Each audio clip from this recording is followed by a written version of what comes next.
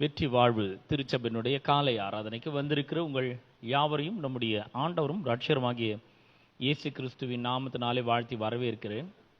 இந்த அருமையான நாளிலே நான் கடந்த ஒரு சில வாரங்களாக நாம் தேவனுடைய அன்பு என்ற தலைப்பில், காட்ஸ் லவ் என்ற தலைப்பிலே போதனைகளை நாம் பார்த்து வருகிறோம். இன்றைக்கு அதை நாம் கண்டினியூ பண்ணுவோம். ஒரு குறுந்தொடர் தான் இது. யோவான் சுவிசேஷம் 13ஆம் அதிகாரம் 34-35 வசனங்களை உங்களுக்காக நான் வாசிக்கிறேன். யோவான் சுவிசேஷம் 13ஆம் அதிகாரம் 34-35 வசனங்களை வாசிக்கிறேன். நீங்கள் ஒருவரில் ஒருவர் அன்பாய் இருங்கள், நான் உங்களில் அன்பாய் இருந்தது போல நீங்களும் ஒருவரில் ஒருவர் அன்பாய் இருங்கள் என்கிற புதிதான கட்டளையை உங்களுக்கு கொடுக்கிறேன். நீங்கள் ஒருவரில் ஒருவர் அன்புள்ளவர்களாய் இருந்தால் அதனால் நீங்கள் என்னுடைய சீஷர்கள் என்று எல்லாரும் அறிந்து கொள்வார்கள் என்றார். பிரியமானவர்களே, நாம் தேவனுடைய அன்பை குறித்து நாம் பார்த்து வருகிறோம். முதல்ல அன்பு விசுவாசிக்க வேண்டும். அவர் நம்மிடத்தில் அன்பாக இருக்கிறார் என்பதை விசுவாசிக்க வேண்டும். அது இப்போ நம்ம பார்த்தோம். போன வாரத்தில் மனுஷிக அன்புக்கும் தெய்வீக அன்புக்கும் நம்ம ஒரு வித்தியாசத்தை பார்த்தோம். மனுஷிக அன்பு எப்படி இருக்குது? அது குறைவுள்ளதாக இருக்கிறது. தெய்வீக அன்பு எப்படி இருக்குது? அது அனாதி ஸ்நேகமாக இருக்கிறது. Is love is ever lasting love. நான் என்ன பண்ணுறேன், என்ன பண்ணலை, இதற்கு அப்பாற்பட்டு தேவன் என்னிடத்தில் அன்பாக இருக்கிறார். நான் ஏதாவது பண்ணால் அவர் அன்பு கூறுறதை நிறுத்திக்கிறது கிடையாது. நான் ஏதாவது பண்ணலனாலும் அவர் அன்பு கூறுறதை நிறுத்திக்கிறது கிடையாது. இல்லை, நான் எக்ஸ்ட்ராவாக ஏதாவது பண்ணால், நான் 1 மணி நேரம் ஜெபம் பண்ணாக்கா அவர் என்கிட்ட அன்பாக இருக்கிறாரு, 10 நிமிஷம் ஜெபம் பண்ணால் என்கிட்ட அன்பாக இருக்கிறத கொஞ்சம் குறைச்சிக்கிறாருலாம் கிடையாது. அவருடைய ஸ்நேகம் அனாதி ஸ்நேகமாக இருக்குது. அவர் எப்பொழுதும் நம்மால் அவர் அன்புள்ளவராய் இருக்கிறார். இந்த வாசித்த வேத பகுதி சொல்லுகிறது, நீங்கள் ஒருவரில் ஒருவர் அன்பாக இருக்க வேண்டும். அப்போ பாருங்க, நாம் ஒரு கிறிஸ்தவராக இருக்கும் பொழுது இந்த கிறிஸ்தவனுடைய உண்மையான அடையாளம் என்ன? அவன் ஒரு விதமாக ட்ரெஸ் பண்ணிக்கிறது இல்லை, ஒரு விதமாக முடி வெட்டிக்கிறது கிடையாது, ஒரு விதமாக அவன் காட்சி அளிக்கிறது கிடையாது, வெளிப்புறமாக காட்சி அளிக்கிறதுலாம் ஒரு பெரிய விஷயமே கிடையாது. ஒரு கிறிஸ்தவன்னா இந்த உலகம் எப்படி அறிந்து கொள்ளும் அப்படின்னு சொன்னால், அவனுக்குள்ள தேவனுடைய தெய்வீக அன்பு நிலைத்திருக்கிறது. அப்படி சொல்லுகிற தேவன் அன்பாகவே இருக்கிறார் என்று நாம வேதத்தில் வாசிக்கிறோம். அது மாத்திரமல்ல, இயேசு இந்த இடத்துல சொல்றாரு, நீங்கள் ஒருவரில் ஒருவர் அன்பாய் இருங்கள். எப்படி அன்பாய் இருக்கணும்? டெய்லி எழுந்து ஐ லவ் யூ சொல்றது இல்லை. இவர் சொல்றாரு, நான் உங்களில் அன்பாய் இருந்தது போல நீங்களும் ஒருவரில் ஒருவர் அன்பாய் இருங்கள் என்கிற புதிதான கட்டளையை நான் உங்களுக்கு கொடுக்கிறேன். Jesus has instituted a new law. அது என்ன? நீங்கள் ஒருவரில் ஒருவர் அன்பாய் இருக்க வேண்டும். அவர் நம்மகிட்ட இல்லாத எதையும் அவர் எதிர்பார்க்கறதே கிடையாது. நாம் ரட்சிக்கப்பட்டிருக்கிறோம், புது சிருஷ்டிகளாக ஆக்கப்பட்டிருக்கிறோம். ரோமர் 5:5 சொல்கிறது, தேவனுடைய தெய்வீக அன்பு நம்முடைய இருதயங்களிலே ஊற்றப்பட்டிருக்கிறதுன்னு சொல்லியிருக்குது. அந்த நம்பிக்கை நம்ம வெட்கப்படுத்தாது என்று சொல்லுகிறது. அப்போ தேவன் தம்முடைய அன்பை நம்முடைய இருதயங்களில் என்ன பண்ணியிருக்கிறாரு? ஊற்றி இருக்கிறார். அப்போ அதை விசுவாசிக்கிறவர்களாக நாம் இருக்க வேண்டும். அப்புறம் அவர் சொல்றாரு, நீங்கள் ஒருவரில் ஒருவர் அன்பாய் இருந்தால், அன்புள்ளவர்களாக இருந்தால் அதனால் நீங்கள் என்னுடைய சீஷர்கள் என்று எல்லாரும் அறிந்து கொள்வார்கள். அப்போ இங்கே நம்ம பார்க்குறோம், இங்கே நம்ம ஒருவரில் ஒருவர் அன்பாய் இருக்க வேண்டும். நம்ம கிறிஸ்தவர்களாக இருப்போம் என்று சொன்னால் தேவனுடைய குடும்பத்தில் இருக்கிற ஒவ்வொருவரையும் நாம் என்ன பண்ண வேண்டும்? ஒவ்வொரு இடத்திலும் அன்பு கூற வேண்டும். இயேசுவ சொல்றாரு, உன்னை மட்டும் நேசிச்ச நீ போதாது, தேவனுடைய குடும்பத்தில் இருக்கிற ஒவ்வொருவரையும் நீ அன்பு கூற வேண்டும், நேசிக்க வேண்டும். பாருங்க, இந்த பிசாசு என்ன பண்றன்னா, இந்த குடும்பங்கள்ல ஒரு பெரிய ஒரு சக்சஸ்ஃபுல்லாக அவன் வேலை செய்கிறான். பல குடும்பங்களில் பார்த்தீங்கன்னா பிள்ளைகளுக்கு அப்பா அம்மா இருக்காது. இவங்க என்ன பண்ணுவாங்க, இந்த பிள்ளை இல்லாத அப்பா அம்மா இல்லாத பிள்ளைகள் அவங்க என்ன பண்ணுறாங்கன்னா ஒரு கேங்காக சேர்றாங்க. அவங்கவுங்க தனியாக கேங்காக சேர்ந்து ஒவ்வொருத்தரை சேர்ந்து அவங்க என்ன பண்ணுறாங்க, பல தீய செயல்களில் ஈடுபட ஆரம்பிக்கிறார்கள். ஓரளவுக்கு பிசாசு அதில் வெற்றியை காண்கிறான். அது மாத்திரமல்ல, சில குடும்பங்களில் அவங்க என்ன பண்ணுறான், கிரைமை குற்றங்களை செய்யும்படி பிசாசு என்ன பண்ணுறான், தூண்டுகிறான். அதில் அவன் ஓரளவுக்கு வெற்றியும் பெறுகிறான். ஒருத்தருக்கு விரோதமாக ஒருத்தரை எழும்ப செய்கிறான். இது எல்லாத்துக்கும் இதை நம்முடைய சமுதாயத்திலிருந்தும் நம்முடைய குடும்பத்திலிருந்தும் நம்முடைய திருச்சபைகளிலிருந்தும் இதை ஒழிச்சு கட்ட வேண்டும் என்று சொன்னால் தேவனுடைய தெய்வீக அன்பினாலே நாம் ஒருவரில் ஒருவர் அன்பா இருக்க வேண்டும் என்று இயேசு கிறிஸ்துங்க சொல்லுகிறதை நாம் பார்க்கிறோம். அநேக பிள்ளைகளை நீங்க பார்த்தீங்கன்னா குடும்பம் இல்லாமல் பிள்ளைகள் வளருகிறார்கள். பல குடும்பங்களில் பார்த்தீங்கன்னா அப்பா அம்மா இல்லை, பல குடும்பங்களில் அப்பா இல்லை, பல குடும்பங்களில் அப்பா இருந்தும் பிரயோஜனம் இல்லை, பல குடும்பங்களில் அப்பா அம்மாவுக்கு நடுவில் பிரச்சனை. அதனால பிள்ளைகளை சரியான வழியில் அவர்கள் வளர்க்க முடியாமல் போகிறது. அப்போ இந்த இதுக்காக தான் கர்த்தர் என்ன பண்றாரு, அவருடைய குடும்பத்தை இந்த பூமியிலே எஸ்டாப்ளிஷ் பண்ணியிருக்கிறார். சபை என்கிற தேவனுடைய குடும்பத்தை இந்த பூமியிலே அவர் உருவாக்கி இருக்கிறார். இந்த குடும்பத்துக்காக அவர் மரித்திருக்கிறார். நாம மரிக்க வேண்டிய அவசியம் இல்லை. அவர் நமக்காக மரித்து அவர் நம்ம மேல வைத்திருந்த தம்முடைய அன்பை நமக்கு வெளிப்படுத்தி இருக்கிறார். அது மாத்திரமல்ல, பாருங்க 1 யோவான் 4ஆம் அதிகாரத்திலிருந்து நம்ம இந்த வசனங்களை நம்ம பார்த்தோம். அந்த 1 யோவான் 4ஆம் அதிகாரத்தை திருப்புவோம். 7ஆம் வசனத்திலிருந்து வாசிக்கிறேன். பிரியமானவர்களே, ஒருவரில் ஒருவர் அன்பா இருக்க கடவோம். இங்க பார்த்தீங்கன்னா இந்த யோவான் இந்த இயேசு கிறிஸ்துவினுடைய சீஷர்ல ரொம்ப நெருக்கமான ஒரு சீஷர். அவர் சொல்றாரு, அவர் எப்பவுமே இயேசுவினுடைய மார்பில் சாய்ந்து கொண்டு இருக்கிறவர். அவர் தான் ரொம்ப அதிகமான வருடங்கள் இயேசு மரித்து உயிரோடு எழுந்து பரமேறின பிற்பாடு ரொம்ப ஆண்டுகள் அவர் உயிரோடு இருந்தார். அது மாத்திரமல்ல, கிட்டத்தட்ட முதல் நூற்றாண்டினோட முடிவில் தான் அவர் இந்த நிருபத்தையே எழுதுறாரு அப்படின்னு வேதம் சொல்லுகிறது. இந்த 7ஆம் வசனத்தில் அவர் சொல்றாரு, பிரியமானவர்களே, ஒருவரில் ஒருவர் அன்பா இருக்க கடவோம். இதை ஒரு சஜஷனா சொல்லாம இதை ஒரு கட்டளையா சொல்றார். கண்டிப்பா நம்ம என்ன பண்ண வேண்டும், அன்பா இருக்கத்தான் வேண்டும். ஏனெனில் அன்பு தேவனால் உண்டாயிருக்கிறது. அன்புள்ள எவனும் தேவனால் பிறந்து அவரை அறிந்திருக்கிறான். அப்ப பாருங்க, எனக்கு கடவுளை தெரியுங்க அப்படின்னு சொல்றதுக்கும் அவர் எனக்குள்ள வாடுறாருங்க, அவருடைய அன்பு எனக்குள்ள இருக்குது, அந்த அன்பை நான் ஒவ்வொரு இடத்துல வெளிப்படுத்துறேன்னு சொல்றதுக்கு நிறைய வித்தியாசம் இருக்கு. நமக்கு பெரிய பெரிய ஆட்களை தெரியணும்னு நம்ம சொல்றோம் இல்லையா? அவங்கள தெரியும், அவங்க இந்திய ஜனாதிபதினா அவங்களுக்கு அவங்க யாருன்னு நமக்கு தெரியும். ஆனா அவங்களோட ஒரு உறவு நமக்கு இருக்கா, அவங்க நம்மளை நேசிச்சிருக்காங்க, நாம அவங்கள நேசிச்சிருக்கோமா அப்படின்னு பார்த்தீங்கன்னா அந்த விதத்துல எக்ஸ்பீரியன்ஷியல் லெவல்ல அந்த மாதிரி ஒரு அறிந்திருக்கிறோம்னா கிடையாது. ஆனா இயேசுவை நாம பார்க்கும் பொழுது அவருடைய அன்பை நாம் அறிந்தவர்களாக இருக்கிறோம் என்று வேதம் சொல்கிறது. நாம தேவனால பிறந்திருக்கிறோம் அப்படின்றதுக்கான அடையாளம் என்னன்னா ஒருவரில் ஒருவர் நாம அன்பா இருக்க வேண்டும். நல்லா கவனிங்க, இன்னைக்கு ரொம்ப அற்புதமான ஒரு கடவுளுடைய வார்த்தையை நாம் கேட்க போகிறோம்.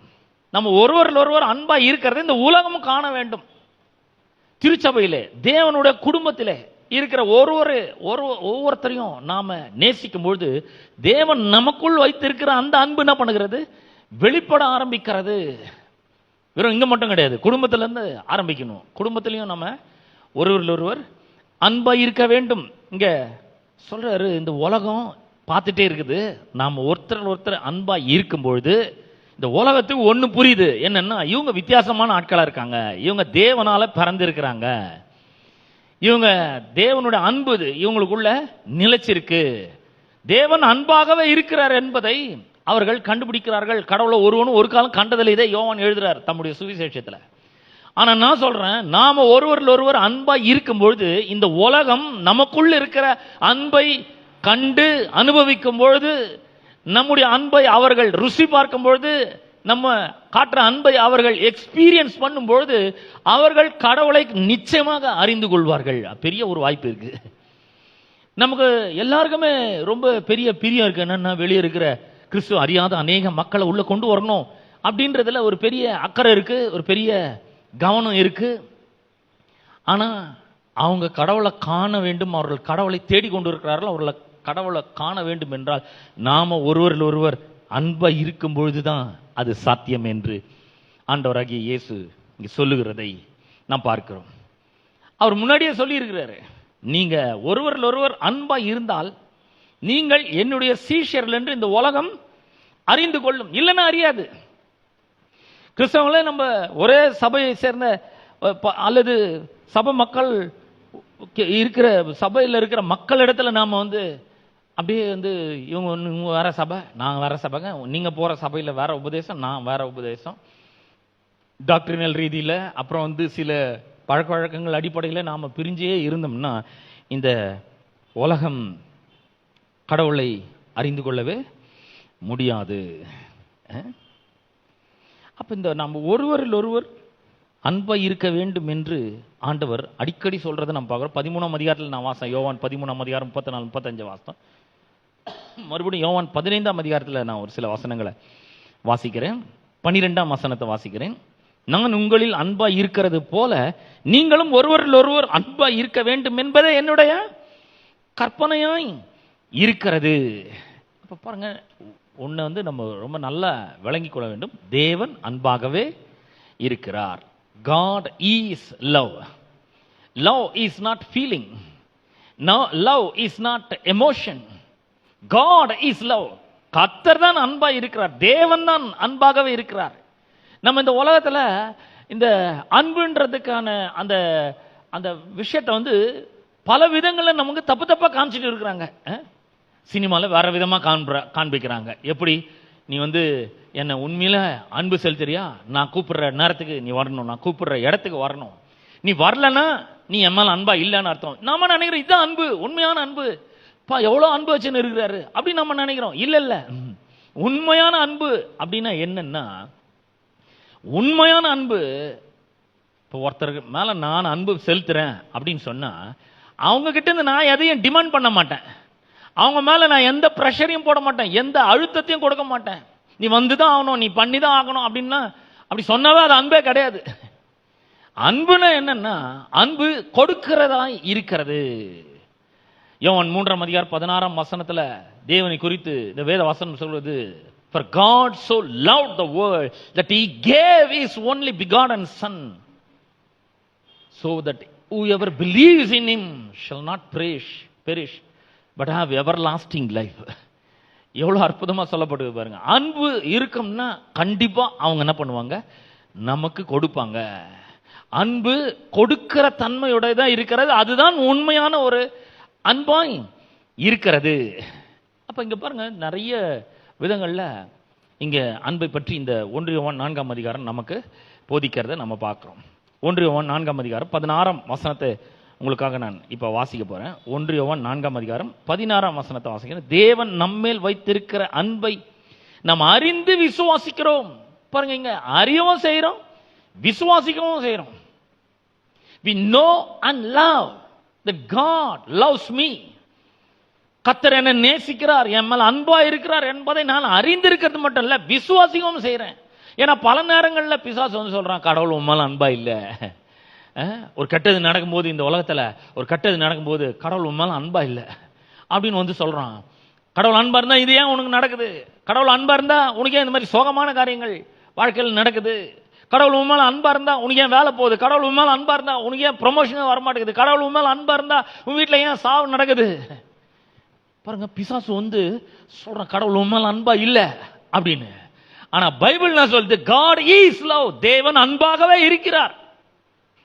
அன்பை தவிர வேற எதுவுமே கிடையாது. அவர் ஒவ்வொரு நிமிஷமும் ஒவ்வொரு நொடியும் உங்களை அவர் நேசிக்கிறவராய் இருக்கிறார்.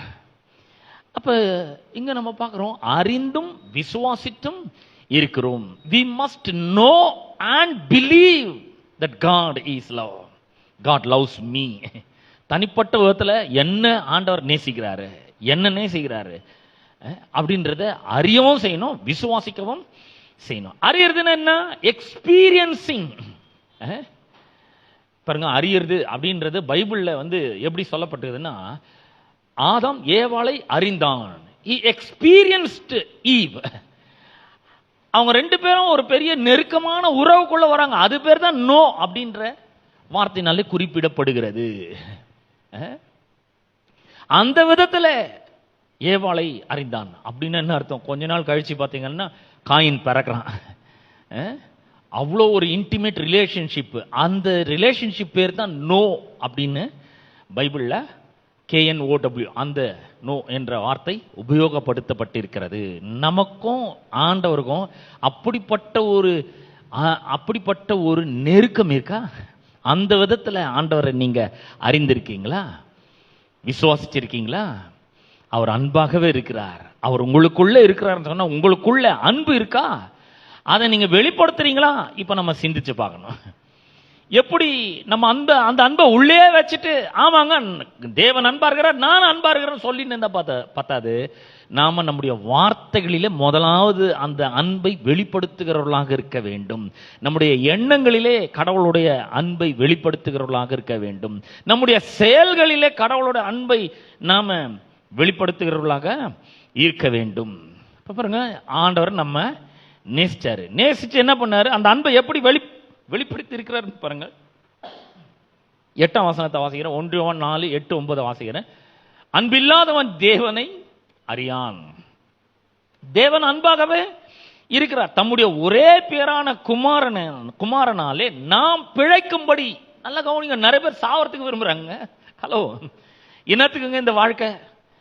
ஒரே போராட்டமா இருக்குது, ஒரே கஷ்டமா இருக்குது, ஒரே கண்ணீரா இருக்குது, ஒரே கவலையா இருக்குது, பணம் இல்லாம இருக்குது, எந்த ஒரு வசதியும் இருக்க மாட்டேங்குது.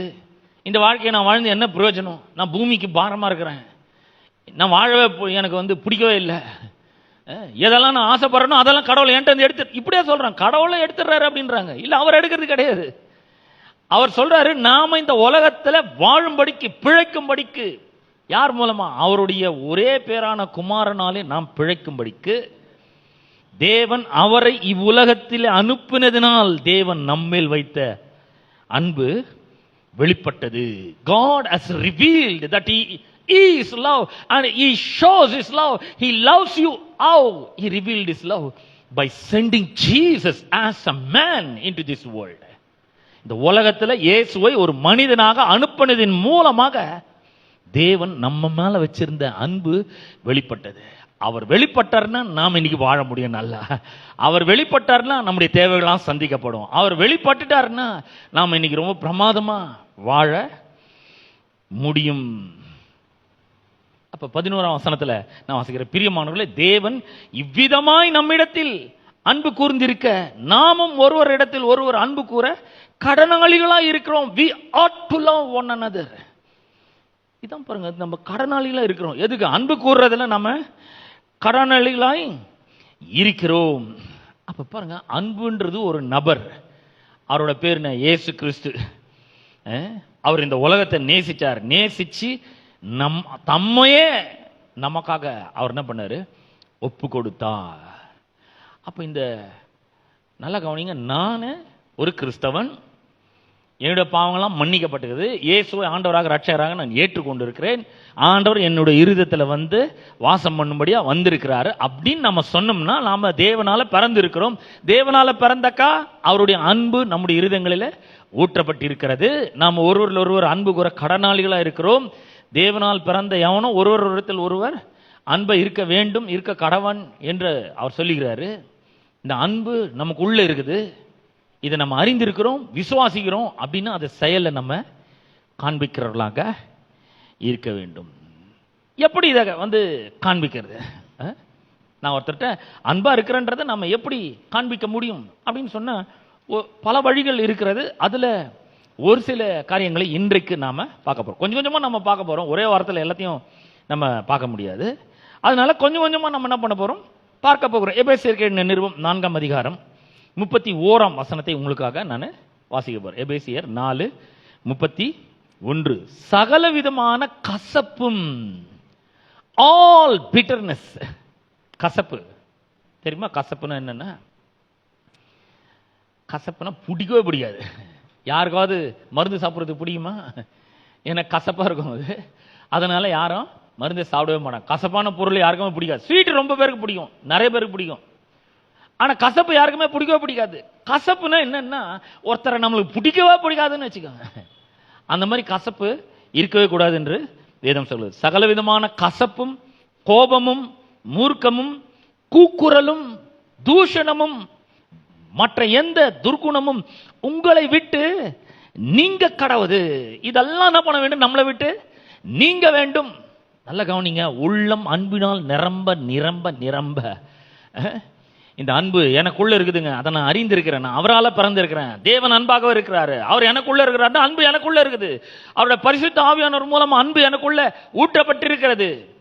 இப்ப என்னால அன்பு கூற முடியும், ஒருவர் அன்பா இருக்க வேண்டும் என்று சொல்லி இருக்கிறாரு. அந்த மாதிரி என்னால நேசிக்க முடியும். அதனால நான் என்ன பண்ண போறேன்? நேசிக்க போறேன். நான் முடிவு பண்ணிட்டேன். இந்த கசப்பு எனக்கு வேணாம், மூர்க்கம் வேணாம், கூக்குரல் வேண்டாம், தூஷணம் வேண்டாம், அப்புறம் கோபம் எனக்கு வேண்டாம். இதெல்லாம் இருந்தா நல்ல கவனிங்க, கசப்பு, கோபம், மூர்க்கம், கூக்குரல், தூஷணம் இதெல்லாம் உள்ள இருந்தா, நிரம்பி இருந்தா நம்ம இருதயத்தில் அன்பு இல்லைன்னு அர்த்தம். அன்பு இருக்கா உங்க உள்ளத்துல? அன்பு குடிகொண்டு இருக்கா? உள்ளத்துல கசப்பு இருந்தா எப்படி கண்டுபிடிக்கிறது? முகம் கடுகடுன்னு இருக்கும். ஒருத்தர் வீட்டுக்கு போறீங்க, உங்களை பிடிக்கவே இல்லை, சுத்தமா உங்களை பிடிக்கவே இல்லை, நீங்க வரீங்க, அங்க வந்தீங்கன்னா என்ன பண்ணுவாங்க? முதல்ல நீங்க வரீங்க தண்ணோன்னு எல்லாத்தையும் எடுத்து என்ன பண்ணுவாங்க? ஒளிச்சு வச்சுறாங்க. நல்ல நல்ல காரியம்லாம் இருந்தா அதெல்லாம் எடுத்து கண்ணில் படக்கூடாதுங்க. அவன் வரான், அவ வரா, முதல்ல எடுத்து ஒளிக்க வை. முகத்துல கடுகடுன்னு வச்சுக்கிறது. அப்ப இந்த கசப்பு அப்படின்னு சொன்னா என்ன அர்த்தம்னா, ஒரு ஹார்ட்னஸ், ஒரு பெரிய ஒரு கடினமான ஒரு தன்மை, முகத்தை கடுகடுன்னு வைக்கிறது, இருதயத்தை கடினப்படுத்துறது. அப்படிதான் ஒருத்தன் வேலைக்கு போனான் பாருங்க. வேலைக்கு போன உடனே அவங்க பாஸ் அவனை பிடிச்சி கடிகடின்னு கடிச்சான். சரியா ஏதோ பிரச்சனை போலது, வேலை செய்யல போலகுது, அதனால இந்த பாஸ் பிடிச்சி வாங்குவாங்கன்னு வாங்கிட்டுக்கிறாரு. அவன் நேரம் வீட்டுக்கு வந்தான். வீட்டுக்கு வந்த உடனே மனைவி மேல எரிஞ்சு விழுந்தான் பாருங்க. கசப்புனா கசப்பு உனக்கு, ஏன்னா அவன் பாஸ் திட்டாரு. அதனால வீட்டுக்கு வந்து வேற எங்க காமிக்கிறது? மனைவி மேல போட்டு அப்படியே சும்மா மனைவியை வாங்கணும் காரணமே இல்லாம திட்டுறாங்க. அந்த அம்மாவுக்கு ஒரே கோவம். யார் மேல காட்டுறது? ஒரு புருஷன் ஏத்து பேசுனா அடிப்பாரு. அதனால என்ன பண்ணாங்கன்னா பிள்ளைங்க மேல போட்டு அப்படியே சம கோபமா பேசினா. அந்த பிள்ளைங்க என்ன பண்ணுச்சுங்களாம், நாய் மேல அந்த கோபத்தை காமிச்சேன். அம்மா மேல அப்பா மேல காட்ட முடியாது, மதிக்கணும், கீழ்ப்படிக்கணும், அந்த மாதிரி வேற இருக்குது. அதனால அந்த பிள்ளைங்க என்ன பண்ணாங்க, நாயை வெட்டி வச்சாங்களாம் பாருங்க. நாய் எட்டி வச்சு வெளியே ஓடும்போது கரெக்டா போஸ்ட்மேன் வந்த, போஸ்ட்மேனை போய் நாய் போய் கட்டி விட்டுச்சான். இந்த போஸ்ட்மேனு ஒரே கோவம் தான், இந்த நாய் கட்டிட்டு மறுபடியும் போனார். அவன் வீட்டுக்கு போனோன்னு அவர் மனைவி மேல அங்க எரிஞ்சு விழ ஆரம்பிச்சார். இது பாத்தீங்களா ஒரு சைக்கிள் மாதிரி. அப்படியே இந்த கசப்பு அங்கிருந்து அப்படி அப்படியே தத்தி தாவி தாவி ஒவ்வொரு இடமா என்ன பண்ணுது, ஒருத்தர் மேல ஒருத்தர் நம்ம கசப்பையும் கோபத்தையும் மூர்க்கத்தையும் கூக்குரலையும் தூஷணத்தையும் காமிச்சிட்டே இருக்கிறோம். இப்படியே இருந்தா என்ன ஆகுறது? உலகம் எப்படி இருக்கும்னு கொஞ்சம் யோசிச்சு பாருங்க.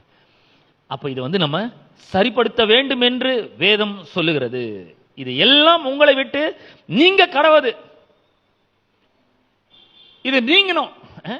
இது நீங்கணும்னு என்ன பண்ணும்? இதை விட்டு வெளியே வர வேண்டும்.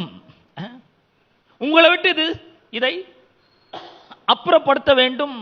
எப்படி இதை பண்றது பாருங்க. இது நீங்க கடவுள்னு சொல்லிட்டார். நீங்க கடவுள் எப்படி? நீங்க உள்ள அவ்வளவு கோபம் இருக்கு, ஆளுங்களை பார்த்தாவே பிடிக்கல. ஏன்னா எப்ப பார்த்தாலும் நமக்கு விரோதமா ஏதாவது பண்ணிட்டே இருக்காங்க, எப்ப பார்த்தாலும் நம்மள கெடுக்கணும்னு முயற்சி பண்ணி இருக்காங்க. இந்த மாதிரி ஆளுங்க மத்தியில நம்ம வாழ்ந்து கொண்டிருக்கிறோம். எப்படி தூஷணம், கூக்குரல், அப்புறம் கோபம், அப்புறம் கசப்பு, அப்புறம் இதெல்லாத்தையும் எப்படி நம்ம நீக்கிறது? எதை மூர்க்கத்தெல்லாம் எப்படி வெளியே அனுப்புறது?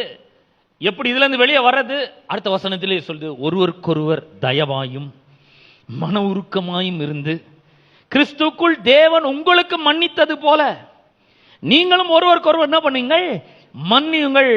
அப்ப இங்க பாத்தீங்கன்னா ஒருவருக்கொருவர் தயவாயும் வருது இல்லைங்களா? மன உருக்கம், தயவு, மன உருக்கம் அப்படின்னு என்னன்னா கைண்ட்னஸ்.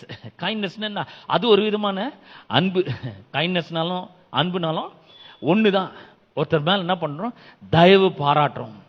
தயவு பாராட்டுறோம். தயவு பாராட்டுறோம்னு என்ன அர்த்தம்னா, அவங்க அந்த தயவுக்கு பொருத்தமானவங்களே கிடையாது. ஏன்னா அவ்வளோ பண்ணியிருக்காங்க, நம்மளுக்கு எதிராக அவ்வளோ பண்ணியிருக்காங்க. அவங்கள அவங்களுக்கு தயவு கொடுக்கவே முடியாது. ஆனா அவங்க மேல என்ன பண்றோம்? தயவு பாராட்டுறோம். மன உருக்கம் அவங்க மேல வரணும். எப்படி வரோம்னா, கிறிஸ்து உங்களுக்கு மன்னித்தது போல ஒருவர் ஒருவர் என்ன பண்ணுங்கள்? மன்னியுங்கள். அப்ப இந்த அன்பு என்ன பண்ணுகிறது? உள்ள அன்பு இருக்குங்க. நான் தேவனால பறந்திருக்கிறேன், உள்ள கடவுள் வாழ்ந்து கொண்டு இருக்கிறார், எனக்குள்ள கடவுள் வாழ்ந்து கொண்டு இருக்கிறாரு அப்படின்னு நீங்க சொன்னீங்கன்னா, ஆண்டவர் உள்ள இருக்கிறாருன்னா ஆண்டவர் யாரு? அன்பா இருக்கிறாரு. அவர் அப்ப நீங்க சொல்றீங்க அன்பு எனக்கு உள்ள இருக்குன்னு சொல்றீங்க. இதை எப்படி காண்பிக்கணும்? அன்பு என்ன பண்ணுகிறது? மன்னிக்கிறது. ஹலோ, மன்னிக்கிறது. எப்படி மன்னிக்குது? இன்னைக்கு மன்னிச்சுட்டு நாளைக்கு அடுத்த மணி நேரம் அவனை பத்தி பேசுறது இல்ல. மன்னிக்கிறதுன்னா கிறிஸ்து உங்களுக்கு மன்னித்தது போல நீங்க என்ன பண்ணுங்கள், ஒருவருக்கொருவர் மன்னியுங்கள் அப்படிங்கிறது. அப்ப பாருங்க, ஆங்கில வேதாகமத்தில் சொல்லுது be kind. Be kind means be nice. அவங்க கிட்ட கொஞ்சம் எதமா நடந்துக்கோங்க, அவங்க கிட்ட கொஞ்சம் தயவா நடந்துங்க. உங்க மன உருக்கத்தை அவங்க இடத்துல காண்பிங்க. ஐயா காண்பிக்க முடியாதையா, அவ்வளோ பண்ணியிருக்கான், அவங்க கிட்ட தான் காட்ட சொல்லுது, அவனை தான் மன்னிக்க சொல்லுது. ஹலோ, மன உருக்கம் அப்படின்னு என்ன? Tender heart. மன உருக்கத்தை காண்பிக்க வேண்டும். அன்பு இருக்கும் பொழுது மன உருக்கத்தை நம்ம நிச்சயமாக காண்பிக்க முடியும். Be kind to one another. Be kind to one to another. ஒருவர் மேல ஒருவர் எப்படி இருக்கணும்? அன்பாய் இருக்க வேண்டும், தயவை காண்பிக்க வேண்டும், மன உருக்கத்தை காண்பிக்க வேண்டும். பாருங்க, மன உருக்கம், கைண்ட்னஸ், டெண்டர் ஹார்ட். இந்த டெண்டர் ஹார்ட்டுக்கு ஆப்போசிட்னா சொல்லுங்க பார்க்கலாம். ஹார்ட் ஹார்ட், இருதயம் கடினமா இருக்குது. அப்படி இருக்கக்கூடாது. அன்பு உள்ள இருந்தால் நாம ஒரு கடின இருதயம் உள்ளவர்களாக இருக்க முடியாது. மன உருக்கத்தை நாம் காண்பிக்கிறவர்களாக இருக்க வேண்டும். எப்படி மன்னிக்கணும்னு சொல்லுகிறது? கிறிஸ்து உங்களுக்கு மன்னித்தது போல ஒருவரை ஒருவர் மன்னியுங்கள். அதாவது இந்த அன்பினுடைய அல்டிமேட், அன்பினுடைய சிகரம்னு எதை சொல்லலாம்? இந்த மன்னிக்கிறது தான் அன்பினுடைய சிகரம்னு நம்ம சொல்ல முடியும்.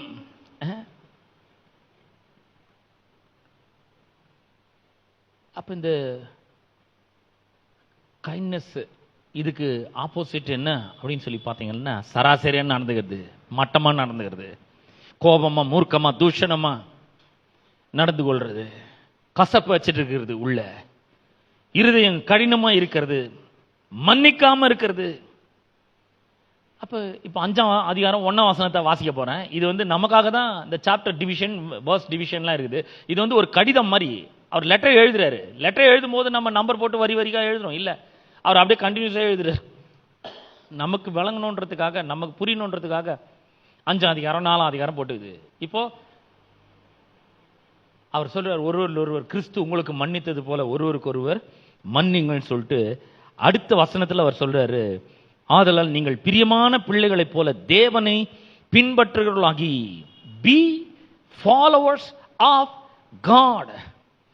பிரியமான பிள்ளைகளைப் போல தேவனை பின்பற்றுகிறவர்களாகி கிறிஸ்து நமக்காக தம்மை தேவனுக்கு சுகந்த வாசனையான காணிக்கையாகவும் பலியாகவும் ஒப்பு கொடுத்து நம்மில் அன்பு கூர்ந்தது போல நீங்களும் அன்பிலே நடந்து கொள்ளுங்கள். Walk in love.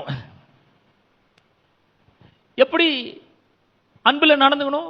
கிறிஸ்து தம்மையே சுகந்த வாசனையான காணிக்கையும் பலியாகவும் என்ன பண்ணாரு? ஒப்பு கொடுத்தாரு. எப்படி ஒப்பு கொடுத்தாரு தெரியுங்களா? சுகந்த வாசனையான காணிக்கையும் பலியாகவும் அவர் வந்து அன்பு கூர்ந்தார் எல்லாரையும்.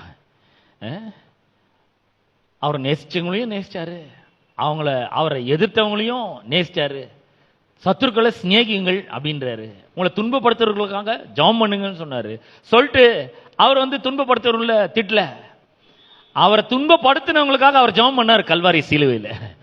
அது ஆண்டவருக்கு சுகந்த வாசனையான காணிக்கைய பலியா அவர் நுகர்ந்தார்.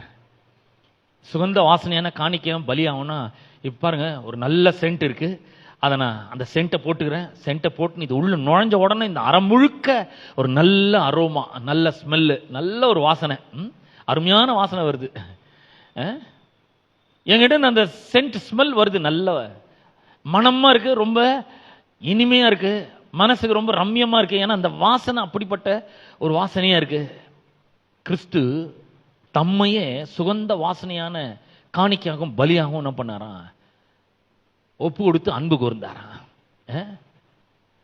அவர் அன்பு கூர்ந்தார், எல்லாரையும் அன்பு கூர்ந்தார். யாரெல்லாம் ஒரு இடத்துல வந்தாங்களோ அவங்களெல்லாம் அன்பு கூர்ந்தார். இவர் எங்கெல்லாம் போனாரோ அவங்கள இடத்துல கூட அன்பு கூர்ந்தார். ஒருத்தன் வந்து கேட்குறான், நல்ல போதவரே, நான் வந்து நித்திய ஜீவனை சுதந்திரித்துக் கொள்றதுக்கு என்ன பண்ணும்? சொல்ற, போய் கட்டளைகளெல்லாம் கை கொள்ளு, ஐயா உங்களுக்கு தெரியாது, நான் சின்ன வயசுலேருந்து அதெல்லாம் கை கொண்டு இருக்கிறேன், எனக்கு நல்லா தெரியும், சின்ன வயசுலேருந்து இதெல்லாம் நான் கடைப்பிடிக்கிறேன் அப்படின்றான். மார்க் 10:20 வாசிக்கிறேன். மார்க் 10:20.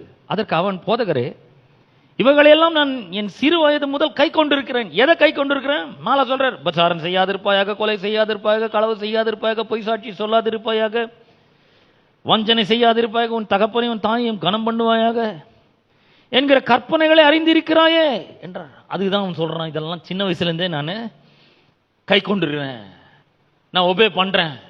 உங்களுக்கு தெரியாது, இது ஒன்றும் கிடையாது, நான் கீழ்படிறேங்க, அதுக்கெல்லாம் சின்ன வயசுலேருந்து அதெல்லாம் கை கொள்றேன். அடுத்த வசனத்தில் இயேசு சொல்றாரு, 21ஆம் வசனத்தில் இயேசு அவனை பார்த்து, அவனிடத்தில் அன்பு கூர்ந்து, உன்னிடத்தில் ஒரு குறை உண்டு, நீ போய் உனக்கு உண்டானவைகளெல்லாம் விற்று தரித்திரருக்கு கொடு. இதுவும் அன்பு. அவனிடத்தில் அன்பு கூறுறாரு. அவனுக்கு உண்மை தெரியல. அவன் சொல்ற கற்பனையா, இதெல்லாம் சின்ன வயசுல இருந்து நான் கடைபிடிச்சிட்டு வரேன். நம்ம கூட நிறைய நேரங்கள்ல நம்ம ஒரு கிறிஸ்தவ குடும்பத்தில் பிறந்துட்டனால நம்ம எப்படியாவது பரலோகத்துக்கு போயிடுவோம், கடவுள் ஏதாவது ஒரு இரக்கத்தை பண்ணுவாரு, நீ எப்படியாவது போயிடுவோம் அப்படின்னு நினைக்கிறாங்க. இல்ல, இயேசுவை ஆண்டவராக ரட்சகராக என்ன பண்ண வேண்டும்? ஏற்றுக்கொள்ள வேண்டும். ஒருவேளை நீங்க கிறிஸ்தவ குடும்பத்தில் பிறக்கலாம், இல்ல பாசுடைய பிள்ளையா கூட பிறக்கலாம். உங்களுக்கும் ஆண்டவருக்கும் ஒரு தனிப்பட்ட உறவு நிச்சயமா இருக்க வேண்டும். அவர் என் மேல அன்பா இருக்கிறத நான் அறிஞ்சிருக்கிறேங்க, யாரும் எனக்கு சொல்ல தேவையில்ல. அவர் என் மேல அன்பா இருக்கிறார், எனக்கு தெரியும் நல்லா, அதை நான் விசுவாசிக்கிறேன். எப்போ விசுவாசிக்கிறேன்? கடினமான சூழ்நிலைகள் வரும்போது கூட அவர் என் மேல அன்பா இருக்கிறாருன்றது எனக்கு தெரியும் நல்லா.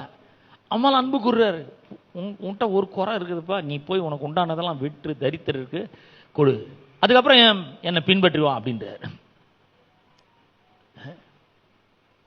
அவ்வளவு அன்பு கூறுறாரு. கல்வாரி சிலுவையில் அவர் இருக்கும்பொழுது அவரை கையில் ஆணி அடிக்கிறாங்க, கால்கள் ஆணி அடிக்கிறாங்க, முள்முடிய சூட்டுறாங்க, வாரினால் அடிக்கிறாங்க, விழாவில் குத்துறாங்க. அவங்க எல்லார் மேலேயும் அவர் அன்பு கூறுறார். ஆகவேதான் இங்க வேத வாசனம் சொல்லுகிறது, கிறிஸ்து சுகந்த வாசனையான காணிக்கையாகவும் பலியாகவும் தம்மையே ஒப்பு கொடுத்து அன்பு கூர்ந்தது போல நீங்களும் ஒருவரில் ஒருவர் என்ன பண்ணுங்கள்? அன்பாய் இருங்கள், தேவனை பின்பற்றுகிறவர்களாய் இருங்கள் அப்படின்றார். அன்பில நடந்து கொள்ளுங்கள், வாக் இன் லவ். அப்ப அன்பு என்ன பண்ணுது? முதல்ல போன வாரத்தில் நம்ம பார்த்தோம், அன்பு கொடுக்கிறது, அப்புறம் அன்பு மன்னிக்கிறது. இந்த வாரம் பார்த்துட்டு அன்பு என்ன பண்ணுதான்? மன்னிக்கிறது. அவர் நம்ம இடத்துல அன்பு கூறுறன்னு வெறும் வாய் வார்த்தையில சொல்ல, அவர் தம்முடைய சரீரத்தில் ஓடிக்கொண்டிருந்த தம்முடைய விலையேற பெற்ற ரத்தத்தை கொடுக்கிறார் நம்மளை மீட்கும்படியாக. போன வாரம் வாசம் இல்லையா, அவருடைய ரத்தத்தினால பாவம் மன்னிப்பாக மீட்பு நமக்கு உண்டா இருக்குது. பாவம் மன்னிப்பு அவர் நமக்கு தந்திருக்கிறார். எப்படி சும்மா கிடையாதுங்க, அவர் விலையேற பெற்ற ரத்தத்தை கொடுத்திருக்கிறார். He gave us his redeeming blood and the eternal life. விலையேற பெற்ற ரத்தத்தை மீட்கும்படியாக கொடுக்கிறாரு, நித்திய ஜீவனை கொடுக்கிறாரு, நம்மளை மன்னிக்கிறாரு. இது எவ்வளவு பெரிய ஒரு அற்புதம்னு பாருங்க. இதுதாங்க எவிடன்ஸ், அவர் நம்மிடத்தில் அன்பா இருக்கிறார் என்பதற்கு அவர் ஒரு பெரிய எவிடன்ஸை வச்சிருக்கிறார். ஏன் இதை மன்னிக்கணும்ன்றதை ஏன் சபையில போதிக்கிறோம்? அன்பு கூறணும், ஒருவரில் ஒரு அன்பா இருக்க வேண்டும். தேவன் அன்பாகவே இருக்கிறார்.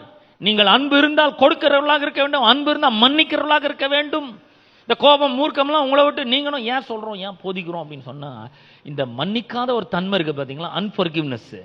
அது ரொம்ப ரொம்ப மோசமான ஒரு காரியத்தை நம்முடைய வாழ்க்கையில மட்டும் இல்ல, நம்மை சுற்றி இருக்கிறவர்களுடைய வாழ்க்கையிலும் அது ஏற்படுத்தி விடுகிறது. உங்களுக்கும் உங்களை சுற்றியுள்ள மக்களுக்கும் அது ஒரு மிகப்பெரிய ஒரு கேடை விளைவிக்கிறதாய் இருக்கிறது. எது? அன்ஃபர்கிவ்னஸ், மன்னிக்காத தன்மை. கோபத்தை தூக்கி உள்ள வைக்கிறது, வைராக்கியத்தை தூக்கி உள்ள வைக்கிறது, மூர்க்கத்தை தூக்கி உள்ள வைக்கிறது, கூக்குரலை தூக்கி உள்ள வைக்கிறது, கசப்ப இருதயத்துக்குள்ள வச்சுக்கிறது. நம்மள கெடுத்து போடும், அப்புறம் நம்மை சுற்றி இருக்கிறவங்களையும் கெடுத்து போடும். நம்ம மன்னிக்கலன்னு வச்சுக்கோங்களேன், இது ரொம்ப சாதாரணமா எடுத்துக்கிறாங்க. மன்னிக்கல, இந்த கசப்பு இருக்கட்டும், என் அன்புக்கெல்லாம் தகுதியே கிடையாது, நான் அன்பு செலுத்துறதுக்கு இவங்க லாய்க்கே கிடையாது, இவங்களெல்லாம் அன்பே கூற முடியாது, மன்னிக்க முடியாது, என்னைக்குமே நான் மன்னிக்கவே மாட்டேன் அப்படின்னு சொல்லி இந்த அன்ஃபர்கிவ்னஸ் உள்ளே வச்சிருந்தீங்கன்னா முதல்ல உங்களோட வாழ்க்கையை அது சீரழித்து போடும். அன்ஃபர்கிவ்னஸ் உள்ள இருக்கும்பொழுது அது நம்முடைய வாழ்க்கைக்கு ரொம்ப பெரிய ஒரு கேடு. அது உங்களுடைய வாழ்க்கை அழித்து போடும், சீரழித்து போடும். ரெண்டாவது, உங்களுடைய விசுவாசத்தை அது நிறுத்தி போடும். விசுவாசம் போயிடும்.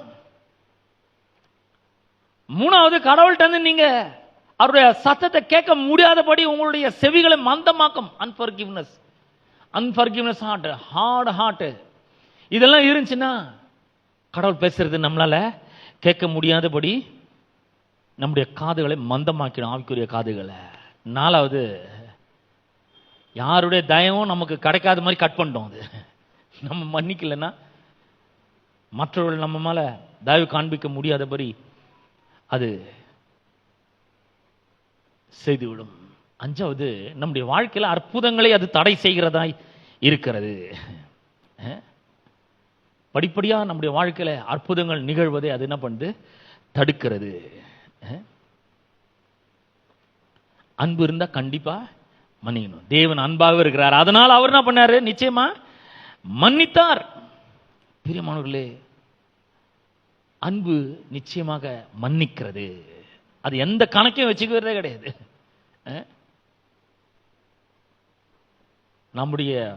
நாம் தேவனால பிறந்திருக்கிறோம் சொன்னா கண்டிப்பா நாமளும் மன்னிக்கிறவர்களாக இருக்க வேண்டும்.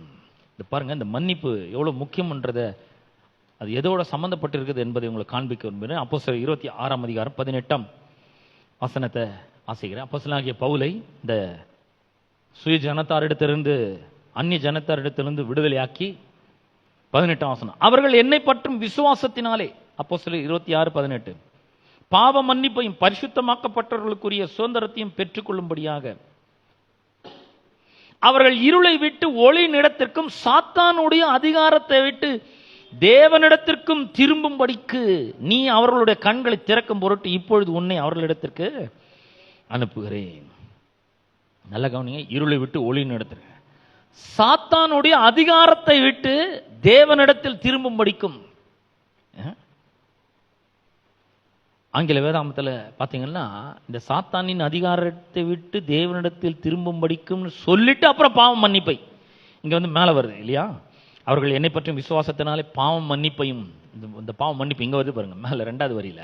ஆனா ஆங்கில வேதாமத்தில் சாத்தானுடைய அதிகாரத்தை விட்டு தேவனிடத்திற்கும் சொல்லிட்டு அதுக்காக பாவங்கள்லாம் என்ன பண்ணப்பட்டிருக்குது?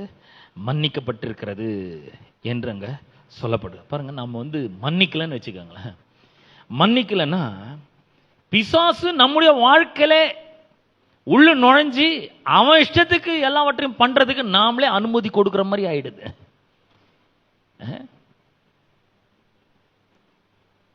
மன்னிப்பு அவ்வளவு ரொம்ப முக்கியமானதா இருக்குது நம்ம ஒவ்வொருடைய வாழ்க்கையிலும். பிசாசுக்கு நம்ம கேட்டை அடைக்கணும் அப்படின்னு சொன்னா நாம் என்ன பண்ண வேண்டும்?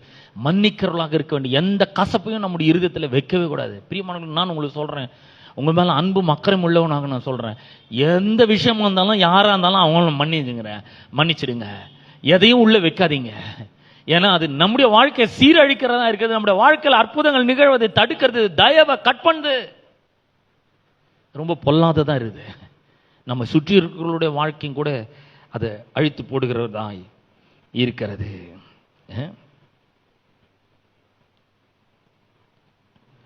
அப்ப நம்ம மன்னிக்கல அப்படின்னு சொன்னா பிசாசு நம்முடைய வாழ்க்கையில நுழைறதுக்கு நம்ம கதவை திறக்கிறோம். அவன் உள்ள வரான். அவன் யாரு? அவன் வந்து திருடன், கொல்றவன், அழிக்கிறவன். அவன் தெரிஞ்சதெல்லாம் இது மட்டும்தான். திருடுறான், கொல்றான், அழிக்கிறான். அவனை உள்ள விட்டா என்ன அவனு கொஞ்சம் யோசிச்சு பாருங்க. நான் உங்களுக்கு சொல்றேன், அவன் நம்முடைய வாழ்க்கையில நுழையாம இருக்கணும்னா அவனுக்கு நம்ம கதவை அடைக்கணும். அந்த கதவை அடைக்கணும்னா நாம மன்னிக்கிறவர்களாக இருக்க வேண்டும். எப்படிங்க மன்னிக்கிறது? கடவுளுடைய அன்பு நம்முடைய இருதயத்தில் ஊற்றப்பட்டு இருக்கிறதுங்க. அதை அறிந்து விசுவாசித்து இருக்கிறோம். ஆகவே நிச்சயமா நம்மளால மன்னிப்பை செய்ய முடியும். அப்ப நம்ம மன்னிக்கும் போது என்ன நடக்குதுன்னா ஆசீர்வாதத்தினுடைய கதவுகளாம் திறக்க ஆரம்பிக்கிறது. நாம் அவரை பார்த்து அப்பா அப்படின்னு கூப்பிட ஆரம்பிக்கிறோம். ஒருவர் நாம அன்பு கூறும் பொழுது நம்முடைய வாழ்க்கையில் அற்புதங்கள் நடக்க ஆரம்பிக்குது. அநேகருடைய தயவு நமக்கு கிடைக்க ஆரம்பிக்கிறது.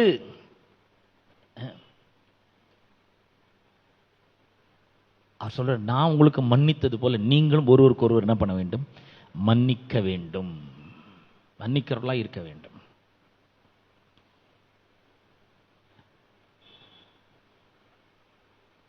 ரெடியா இருக்கணும். நம்ம எதையும் உள்ள வச்சுக்க கூடாது. இதெல்லாம் நம்முடைய வாழ்க்கையை நாமளே அழிச்சுக்கிறது கதையாயிடும். பாருங்க, பல நேரங்களில் நாம ஏதாவது ஒரு குற்றத்தை செஞ்சிடுவோம். நல்ல கவனிங்க. நம்ம ஏதாவது ஒரு குற்றத்தை செஞ்சுட்டு அந்த குற்றத்தின் நிமித்தமாக இந்த குற்ற உணர்ச்சி நம்முடைய இருதயத்தை வாதித்து கொண்டிருக்கும். அவர் எல்லாத்தையும் மன்னிச்சுட்டேன்னு சொல்லிட்டாரு. கர்த்தர் நம்ம தவறு செஞ்சிருக்கலாம், பாவம் செஞ்சிருக்கலாம். அவர் சொல்றாரு, ஒன்னு கூட நான் நினைக்கவே மாட்டேன். இனி நான் நினையாமல் இருப்பேன். அக்கிரமமானாலும் சரி, பாவமானாலும் சரி, எதையுமே நான் நினைக்க மாட்டேன்னு சொல்கிறார். எபிரேயர் 8:12 உங்களுக்காக நான் வாசிக்கிறேன் பாருங்க. எபிரேயர் 8:12. ஏனெனில் நான் அவர்கள் அநியாயங்களை கிருபையாய் மன்னித்து, பாத்தீங்களா, கிருபையாய் மன்னித்து அவர்கள் பாவங்களையும் அக்கிரமங்களையும் இனி நினையாமல் இருப்பேன் என்று கர்த்தர் சொல்லுகிறார். ஏன் மன்னிக்கிறாரு? ஏன் மன்னிக்கிறது அவ்வளோ முக்கியமானதை இருக்கு அப்படின்னு சொன்னா, இந்த மன்னிக்கலன்னு வச்சுங்களேன், இந்த அக்கிரமம் பாவம்லாம் நம்முடைய வாழ்க்கையில் இருக்கும். அப்படி இருக்கும் பொழுது பிசாசு நம்முடைய வாழ்க்கையில உள்ள வரத்துக்கு அது ஒரு இன்ட்ரோடு மாதிரி ஆயிடும். உள்ள நுழையறதுக்கு ஒரு வாசலை திறந்த மாதிரி ஆயிடும். பாவத்தின் சம்பளம் என்னது? மரணம். அவன் உள்ள அவனுடைய திருட்டு வேலைகளை பண்ணுவான். அவன் உள்ள நுழைஞ்சு அழிக்கிற வேலையை பண்ணுவான். அவன் உள்ள நுழைஞ்சு கொல்ற வேலையை பண்ணுவான். நிம்மதியாக இருக்க விட மாட்டான். ஆகவே தான் அவர் சொல்றாரு, அவர்களுடைய அநியாயங்களை நான் கிருபையாய் மன்னித்து அவர்களுடைய அக்கிரமங்களையும் பாவங்களையும் இனிமேல் நான் என்ன பண்ண மாட்டேன்? நினைக்கவே மாட்டேன். பிரியமானவர்களே, நல்ல ஞாபகம் வச்சுக்கோங்க. அவர் எப்பவுமே நம்மளுடைய அக்கிரமத்தையும் அநியாயத்தையும் பாவத்தையும் நினைக்கவே மாட்டேன்னு சொல்லுகிறாரு. ஆனா இன்னைக்கு அநேக கிறிஸ்தவர்கள் அவர்கள் ஒருவேளை தெரியாம சில அநியாயங்களை செஞ்சிருக்கலாம், தெரியாம சில தவறுகளை செஞ்சிருக்கலாம், அறியாமல் சில காரியங்களை செஞ்சிருக்கலாம். ஆனா அவர்களுடைய இருதயத்துல அந்த குற்ற உணர்ச்சி இன்னும் கூட அவர்களை வாதித்து கொண்டே தான் இருக்குது. அது கர்த்தர் ஞாபகப்படுத்துறாருன்னு நினைக்கிறீங்களா? கிடையாதுங்க. இது பிசாசினுடைய மிகப்பெரிய ஒரு கருவியா இருக்கிறது. அவன் என்ன பண்றான்?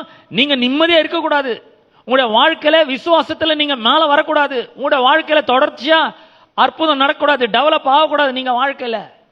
இதுக்காக அவன் என்ன பண்றான்னா, உங்களுடைய இருதயத்துல உங்களுடைய மனதுல அவன் உங்க மனதுல அப்படிப்பட்ட எண்ணங்களை தொடர்ந்து கொடுத்து கொண்டே இருக்கிறான்.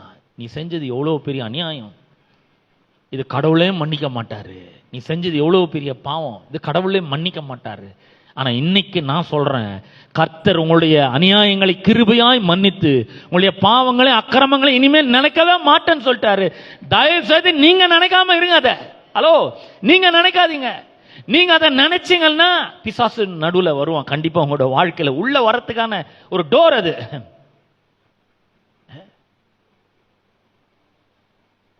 குற்ற உணர்ச்சியை வெளியே தள்ளணும்.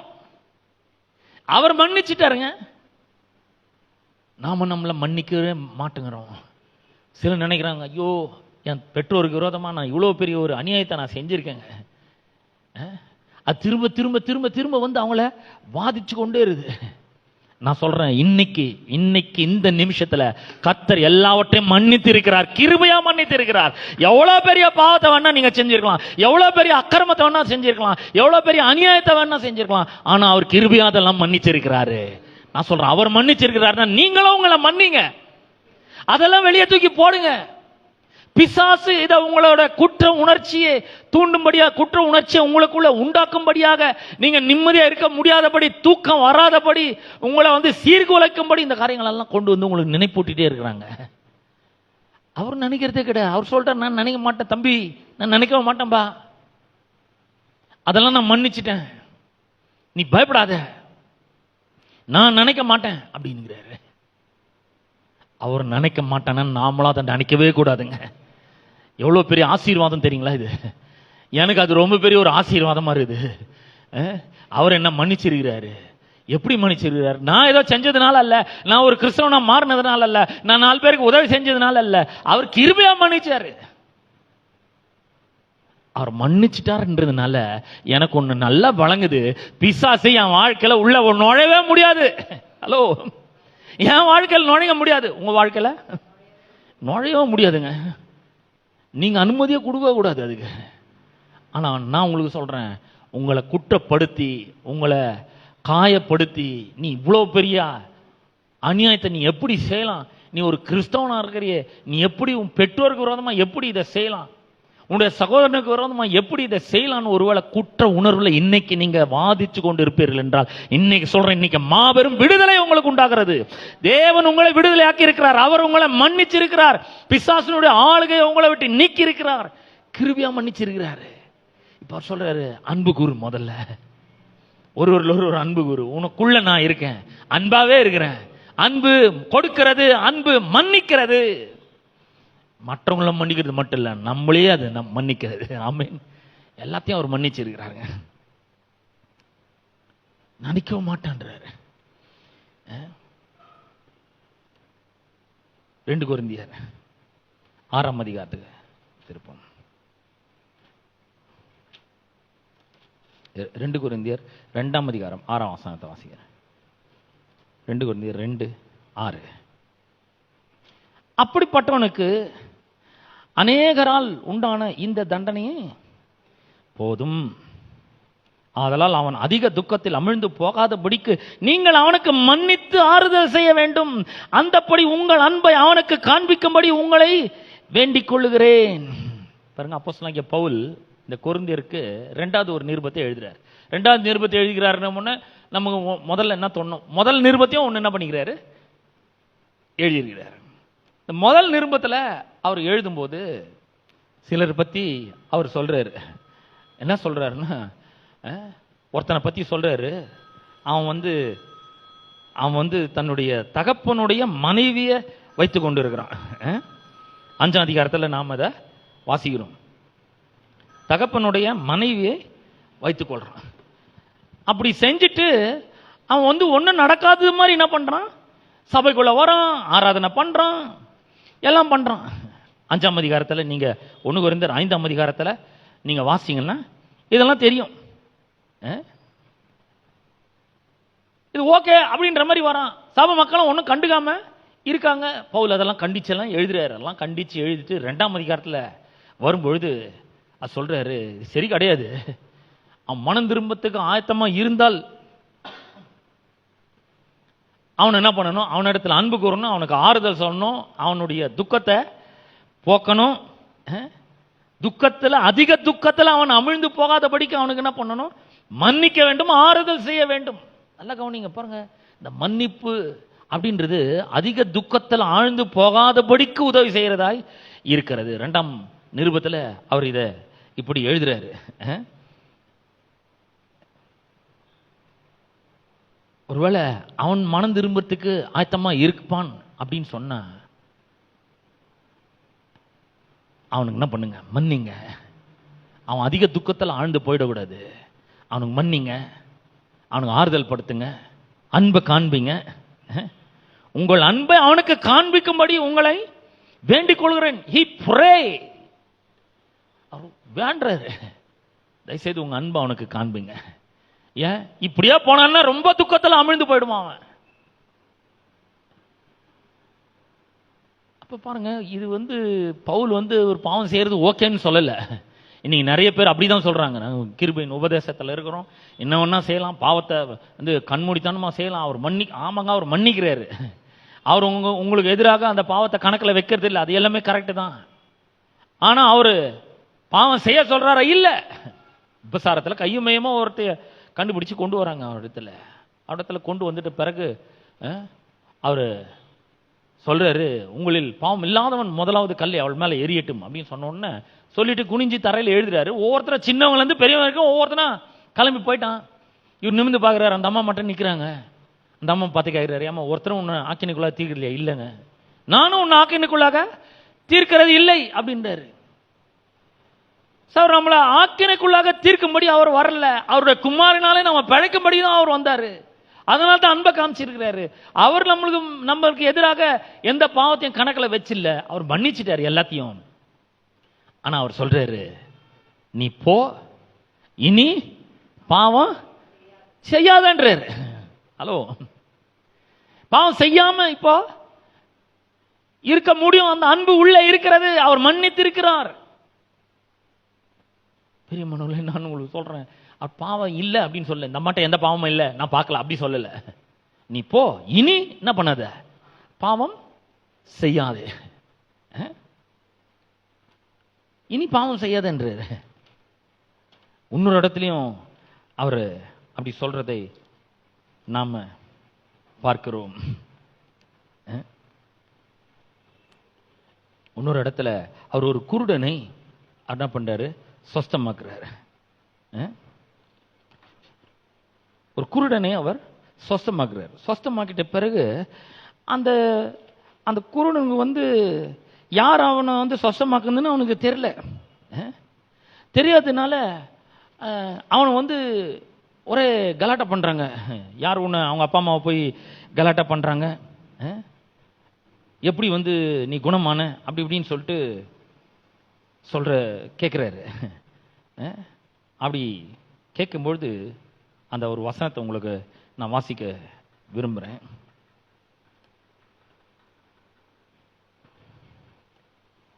ஒன்பதாம் அதிகாரம், யோவான் 9ஆம் அதிகாரம், யோவான் 9ஆம் அதிகாரம்.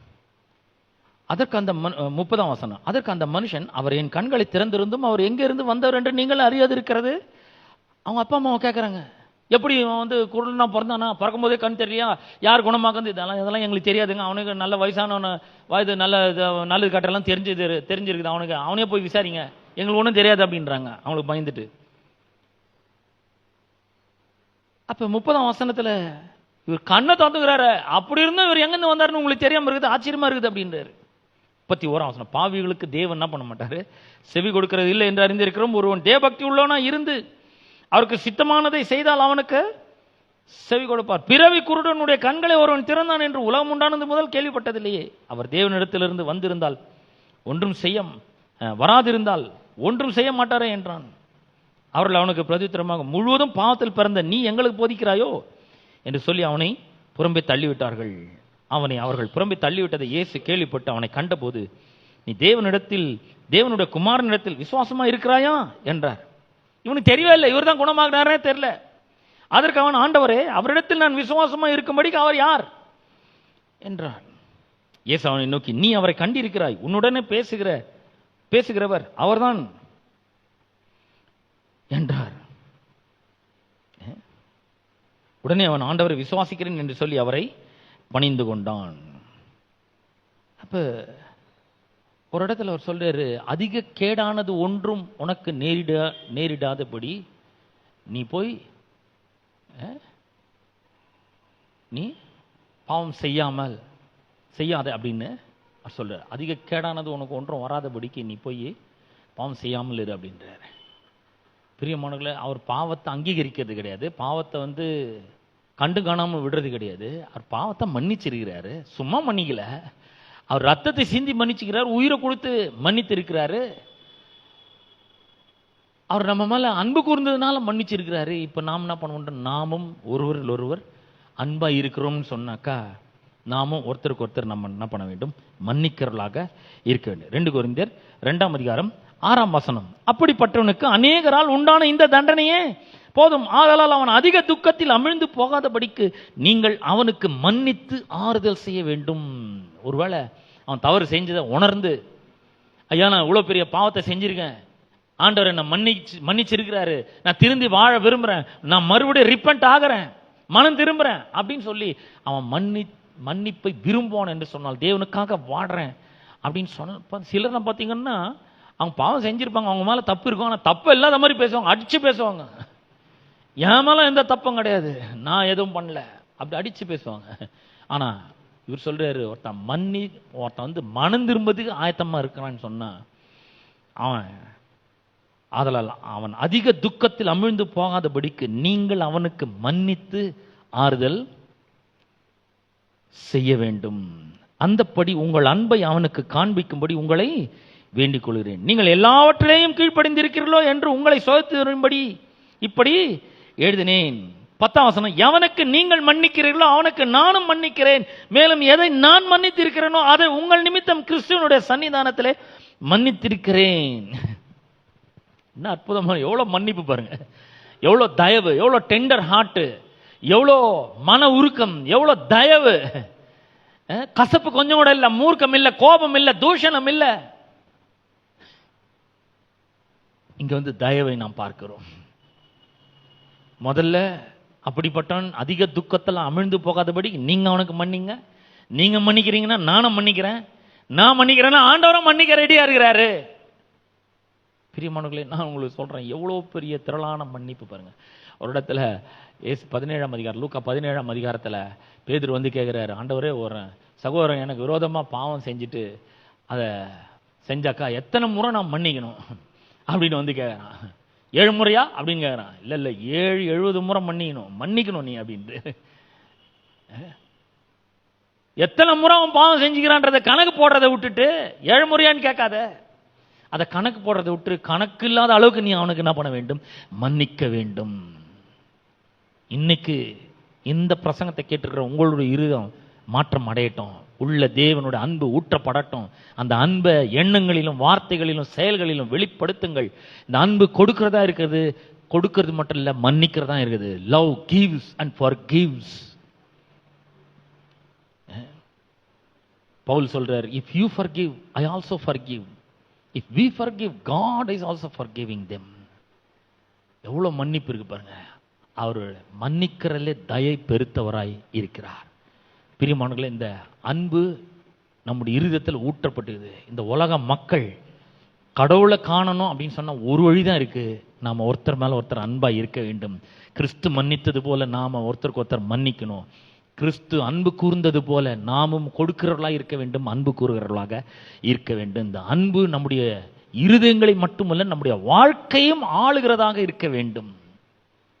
இந்த அன்பு ஆளுகை செய்யும் பொழுது நான் சொல்றேன், விசுவாசம் ஊற்றெடுக்கும், வாழ்க்கை சிறந்த பாதையை நோக்கி செல்ல ஆரம்பிக்கும், அற்புதம் மேல அற்புதம் நடக்கும், வாழ்க்கை டெவலப்மெண்ட் மேல டெவலப்மெண்ட் உண்டாகும், அநேக மக்களுடைய தயவு நமக்கு வந்து கிடைக்கும்.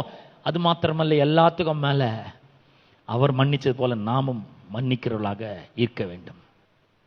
இன்னைக்கு ஆண்டவருடைய சமூகத்துல நம்ம யோசிச்சு பார்ப்போம், எத்தனை முறை ஒரே தப்ப திரும்ப திரும்ப செஞ்சுட்டு ஆண்டவரே எனக்கு மன்னியும் அப்படின்னு நம்ம போய் கேட்டுக்கிறோம். அவர் வந்து ஒரு தீர்மானத்தை எடு, எனக்கு ப்ராமிஸ் பண்ணு, இனிமேல் இந்த தப்பை நான் பண்ணவே மாட்டேன்னு ப்ராமிஸ் பண்ணு, அப்புறம் நான் உன்னை மன்னிக்கிறேன்னு சொன்னா எப்படி இருக்கும்? ஆனா அவர் அதெல்லாம் எதுவுமே கேட்கல, அவர் கிருபையா மன்னிக்கிறாரு. 1 யோவான் 1ஆம் அதிகாரம் 9ஆம் வசனம் சொல்கிறது, நாம் நம்முடைய பாவங்களை அறிக்கையிட்டால் பாவங்களை நமக்கு மன்னித்து எல்லா அநியாயத்தையும் நீக்கி நம்மை சுத்திகரிப்பதற்கு அவர் உண்மையும் நீதியும் உள்ளவராய் இருக்கிறார். பாவங்களை நமக்கு அவர் என்ன பண்றாரு? மன்னிக்கிறவராக இருக்கிறார். எத்தனை முறை போய் நின்னாலும் அத்தனை முறையும் அவர் மன்னிக்கிறவராக இருக்கிறார். அவர் எந்த நிபந்தனையும் விதிக்கிறதே கிடையாது. எனக்கு சத்தியம் பண்ணி கொடு, இந்த வருஷம் பூரா நான் நல்லா இருப்பேன், ஒழுக்கமா நடந்து கொள்வேன் அப்படின்னு சத்தியம் பண்ணு அப்படின்னு சொன்ன எப்படி இருக்கும் நமக்கு? தம்பி, இதோட நீ வந்து 35வது முறை வர, இதே தவற செஞ்சுட்டு நீ என்கிட்ட 35வது முறை வர, என்னது இது அப்படின்லாம் கேட்டா எப்படி இருக்கும்? ஆனா அதெல்லாம் அவர் எதுவுமே கேட்கறதில்ல. அவர் இடத்துல போகும்பொழுதெல்லாம் ஆண்டவரே என்னை மன்னியும் நம்ம போய் சொல்லும் பொழுதெல்லாம் வேத வசனம் சொல்லுகிறது, நாம் நம்முடைய பாவங்களை அறிக்கையிட்டால் பாவங்களை நம்ம மன்னித்து எல்லா அநியாயத்தையும் நீக்கி நம்மை சுத்திகரிப்பதற்கு அவர் உண்மையும் நீதியும் உள்ளவராய் இருக்கிறார். பிரியமானவர்களே, நாம மன்னிக்கும் பொழுது அங்க கடவுளுடைய அன்பை நாம் பார்க்கிறோம். கைண்ட்னஸ், டெண்டர் ஹார்ட், மன உருக்கம், தயவு. மன்னிக்கும் பொழுது நாம் கிறிஸ்துவை பின்பற்றுகிறவர்கள் என்பதை நாம் நிரூபிக்கிறோம். இந்த உலகம் வித்தியாசமான ஒரு அன்பை காண வேண்டும். நம்ம பார்க்கும் பொழுது அவர்களை நம்மளே கிறிஸ்துவை காண முடியும். நம்மளை பார்க்கும்பொழுது அப்படின்னு சொல்லும்போது நான் என்ன சொல்ல வரேன், நம்மிடத்தில் உள்ள அன்பை பார்க்கும் பொழுது, டிஃப்ரெண்ட் லவ்வை அவர்கள் காணும் பொழுது அவர்கள் கடவுளை நிச்சயமா பார்க்க முடியும். ஏன்னா தேவன் அன்பாகவே இருக்கிறார். ஆமென். கர்த்தர் உங்களை ஆசீர்வதிப்பார். நம்ம யாரும் எழுந்து நிற்போம். எத்தனை பேருக்கு இந்த செய்தி ரொம்ப ஆசீர்வாதமா இருந்தது? நான் சொல்றேன், இது இங்கே விட்டுறக்கூடாது, மன்னிக்கணும். ஒருவேளை இந்த ஜப வேளையில உங்க இருதயத்துல வேற யார் மேலேயாவது கசப்பு, மூர்க்கம், கோபம், தூஷணம், கூக்குரல் இதெல்லாம் அது ஏதாவது இருந்தா இங்கே ஒழிச்சு கட்டுங்க. அதெல்லாம் ஆண்டவர் உங்க சமூகத்துல நான் விட்டுறேன், என் வார்த்தையில அன்பை வெளிப்படுத்துறேன். இன்னைக்குல இருந்து நீங்க எனக்கு மன்னிச்சது போல, எத்தனை முறை நான் வந்தாலும் என்னை மன்னிச்சிருக்கீங்க, அத்தனை முறை நீங்க என்னை மன்னிச்சது போல நானும் மற்றவங்களுக்கு மன்னிக்கிறேன். ஆமா, என் கூட பிறந்தவங்க, என்னுடைய குடும்பத்தில் இருக்கிறவங்க ஒரே தப்பு திரும்ப திரும்ப செஞ்சு என்கிட்ட வந்து மன்னிப்பு கேட்கறாங்க. சில கேட்கறாங்க, எல்லாம் பண்ணிட்டு சாரின்னு ஒரு வார்த்தை சொன்னா போதுமா? அது எப்படி சரியாகும்? நான் சொல்றேன், கிறிஸ்து உங்களுக்கு மன்னிச்சதை கொஞ்சம் நினைச்சு பார்த்தீங்களா, அது சரியாகும். அது கண்டிப்பா. ஆமென். இன்னைக்கு நம்ம ஒரு டிசிஷன் எடுக்க போறோம். ஆண்டவரே, என் மனசுல இந்த குப்பையெல்லாம் தூக்கி வெளியே போடுறேன், நான் உள்ள தயவை வைக்கிறேன், மன உருக்கத்தை வைக்கிறேன். நீங்க எனக்கு மன்னிச்சது போல நான் மன்னிக்க ரெடி ஆகிறேன் ஆண்டவரே. ஒருவேளை அது எனக்கு கடினமான காரியமா இருந்தா இன்னும் அதிகமா உங்களுடைய அன்பை பரிசுத்த ஆவியானவர் மூலமா என் இருதயத்துல ஊற்றுங்க. இந்த கடின தன்மையெல்லாம் போட்ட ஆண்டவரே, இந்த கடின இருதயம் வேண்டாம், டெண்டர் ஹார்ட் இருக்கட்டும், கைண்ட்னஸ் இருக்கட்டும், மற்றவங்ககிட்ட நான் நைஸா நடந்துக்கிட்டோம், அன்பா நடந்துக்க எனக்கு உதவி செய்யுங்க. நம்ம கர்த்தரை நோக்கி ஜெபிப்போம், வாயை திறந்து நம்ம சொல்லுவோம், ஆண்டவரே நான் என்ன அர்ப்பணிக்கிறேன். இந்த விதத்துல நீர் என்னிடத்தில் அன்பா இருந்தது போல நானும் ஒருத்தர் மேல ஒருத்தர் அன்பா இருக்கிறத இன்னைக்கு நான் டிசைட் பண்றேன் ஆண்டவர். இன்னைக்கு நான் அதை செய்ய ஆரம்பிக்கிறேன். என் எண்ணத்துல, என் பேச்சுல, என்னுடைய செயல்ல இந்த அன்பை காண்பிக்க போறேன் ஆண்டவரே. எனக்கு நீங்க உதவி செய்யுங்க. ஒருவேளை எனக்கு கடினமா இருந்துச்சுன்னா எனக்கு உதவி செய்யுங்க. நீங்க என்ன மன்னிச்சதை எனக்கு நினைப்பூட்டுங்க ஆண்டவரே. ஜெபிப்போமா? கிறிஸ்தவ வாழ்க்கைன்றது சும்மா வாரம் வாரம் சர்ச்சுக்கு வந்து போறது இல்லைங்க. வாழ்க்கை டிரான்ஸ்ஃபர்மேஷன் ஆகுது, வாழ்க்கை வேற மாதிரி மாறுறது. இருதயத்தில் இருக்கிற இந்த குப்பையெல்லாம் அகற்றி நல்ல காரியங்கள்லாம் எடுத்து அதனால உள்ளத்தை நிரப்புவது, கிறிஸ்துவ பின்பற்றவர்களா மாறுறது. அவர் எப்படி நாம் அவரால் பிழைக்கும்படிக்கு நம்மை சுகந்த வாசனையாகவும் காணிக்கையாகவும் பலியாகவும் ஒப்பு கொடுத்து நம்மில் அன்பு கூர்ந்தது போல நாமும் ஒருத்தர் மேல ஒருத்தர் அன்பா இருக்கணும்னு முடிவு பண்ணுவோம் இன்னைக்கு. ஒருவேளை ஸ்டார்டிங்ல கொஞ்சம் மிஸ் ஆகலாம், ஆனா திரும்ப இந்த சத்திய ஞாபகம் வரணும் நமக்கு. நம்ம கோவப்படும் போதும், நம்ம கசப்பை உள்ள வைக்கும் பொழுதும், நம்ம கூக்குரல் இடும்பொழுது இந்த சத்தியம் ஞாபகம் வரட்டும். பரிசுத்த ஆவியானவர் உங்களுக்கு இதை ஞாபகப்படுத்தட்டும். மன்னியுங்கள். நம் கண்களை மூடி ஜெபிப்போம். எங்கள் அன்பின் பிதாவே, உம்முடைய குமாரனாக இயேசு கிறிஸ்துவின் நாமத்திலே உம்மண்டை நாங்கள் வருகிறோம். இந்த அற்புதமான மன மகிழ்ச்சியின் நாளுக்காக உமக்கு நன்றி செலுத்துகிறோம். எங்கள் தேவாதி தேவன், கர்த்தாதி கர்த்தர், நல்லவரும் நன்மை செய்கிறவருமாய் இருக்கிறீர். இன்றைக்கு ஆண்டவரே, தேவனுடைய அன்பு எங்களை மன்னிக்கிறது என்று நாங்கள் சத்தியத்தை நோக்கி பார்த்தோம் ஆண்டவரே. ஆண்டவரே, இந்த மாபெரும் சத்தியத்தை நாங்கள் விளங்கிக் கொள்ளும்படி பரிசுத்த ஆவியானவர் எங்களுக்கு உதவி செய்யும்படியாய் நாங்கள் ஜெபிக்கிறோம் ஆண்டவரே. அப்பா, உமக்கு நன்றி செலுத்துகிறோம். எவனுக்கு அதிகமாய் மன்னிக்கப்பட்டதோ அவன் அதிகமாய் அன்பு கூறுவான் என்று நீர் சொல்லி இருக்கிறீரே ஆண்டவரே. எவ்வளோ எங்களுக்கு மன்னிச்சு இருக்கிறீர் ஆண்டவரே. நாங்கள் அதிகமாய் அன்பு கூற எங்களுக்கு உதவி செய்யும்படியாய் நாங்கள் ஜெபிக்கிறோம். தேவனுடைய அன்பு எங்கள் இருதயங்களில் ஊற்றப்பட்டிருக்கிறது. நாங்கள் தேவனால பிறந்திருக்கிறோம். ஆகவே நாங்கள் உண்மை அறிந்திருக்கிறோம் ஆண்டவரே. நீர் அன்பாய் இருக்கிறீர் என்பதை அறிந்து விசுவாசிக்கவும் செய்கிறோம் ஆண்டவரே. அப்பா, நாங்கள் ஒருவர் அன்பு கூறும் பொழுது கடவுளை எங்களுக்குள்ள இருக்கிற ஆண்டவரை மற்றவர்கள் காணட்டும் என்று ஜெபிக்கிறேன் ஆண்டவரே. இந்த உலகத்தை இது மூலமா நாங்கள் கலக்க எங்களுக்கு உதவி செய்யும்படியாக நாங்கள் ஜெபிக்கிறோம் ஆண்டவரே. ஆண்டவரே, அன்பு கொடுக்கிறது என்று போன வாரம் பார்த்தோம், அன்பு மன்னிக்கிறது என்று நாங்கள் பார்த்தோம் ஆண்டவரே. ஆண்டவரே, நீர் எங்க மேல அன்பா இருக்கிறீர் என்பது நீர் எங்களை மன்னிச்சு வழங்க பண்ணியிருக்கிறீர். எங்கள் அநியாயங்களை கிருபையாய் நீர் மன்னிச்சு இருக்கிறீர் ஆண்டவர். நீர் மன்னிச்சது போல முதல்ல நாங்க எங்களை மன்னிக்கட்டும் ஆண்டவரே. ஆண்டவரே, பிசாசு பல நேரங்கள்ல இந்த குற்ற உணர்வு எங்களுக்குள்ள கொண்டு வருகிறான் ஆண்டவரே. எங்களுடைய கான்பிடன்ஸை உடைக்கிறான் ஆண்டவரே. எங்களுடைய விசுவாசத்தை மட்டுப்படுத்துறான் ஆண்டவரே. எங்க வாழ்க்கையை சீரழிக்க பார்க்கிறான் ஆண்டவரே. அவன் திருடவும் கொல்லவும் அழிக்கவும் உள்ள வர்றதுக்கு நாங்களே அவனுக்கு இடத்தை கொடுத்துறோம் ஆண்டவரே. இந்த குற்ற உணர்வு எங்களுக்குள்ள இருக்குமானால் ஆண்டவரே, அது விசுவாசத்தை கொல்லுது ஆண்டவரே. இந்த குற்ற உணர்வு உள்ள இருக்கு இருக்கும் என்றால் எங்களுடைய தைரியத்தை அது குறைக்கிறது. ஆண்டவரே நீர் எங்களுக்கு மன்னித்தது போல நாங்களும் ஒருவர் மன்னிக்க எங்களுக்கு உதவி செய்யும்படியாக நாங்கள் ஜெபிக்கிறோம்.